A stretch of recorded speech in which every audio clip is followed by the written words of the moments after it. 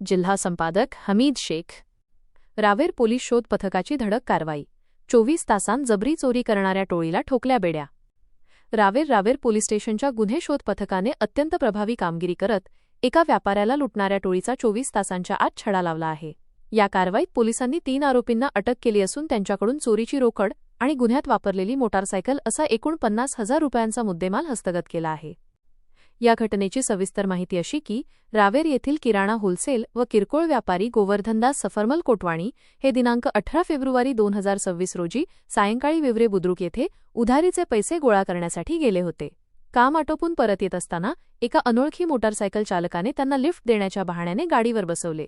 मात्र रावेरकडे येत असताना पारसफाट्याजवळ दबा धरून बसलेल्या इतर 2 साथीदारांच्या मदतीने व्यापाऱ्याला धमकावण्यात आले। आरोपींनी त्यांच्या खिशातील 15,000 रुपये रोख जबरदस्तीने काढून घेतले आणि तिथून पळ काढला। या प्रकरणी रावेर पोलीस स्टेशनमध्ये भारतीय न्याय संहिता कलम 304 प्रमाणे गुन्हा दाखल करण्यात आला होता। गुन्ह्याचे गांभीर्य ओळखून पोलीस अधीक्षक डॉ. श्री महेश्वर रेड्डी, अपर पोलीस अधीक्षक श्री अशोक नखाते आणि उपविभागीय पोलीस अधिकारी अण्णासाहेब घोलप यांच्या मार्गदर्शनाखाली तपासाची चक्रे फिरवण्यात आली।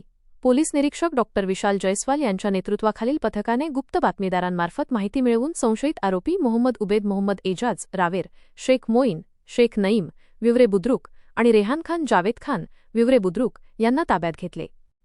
पोलीस कोठडीत सखोल चौकशी केली असता आरोपींनी गुन्ह्याची कबुली दिली।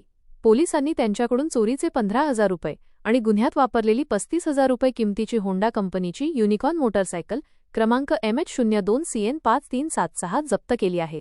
या यशस्वी कारवाईत पोलीस उपनिरीक्षक Sunil More, police Naik Kalpesh Amodkar, police constable Sukesh Tadvi, Pramod Patil, Vishal Patil, Vikar Gayasuddin Shaikh, Sambhaji बिजागरे, Shrikant Chavan आणि गजानन चोणे यांनी सहभाग घेतला। या प्रकरणाचा पुढील तपास पोलीस उपनिरीक्षक सुनील मोरे करत आहेत।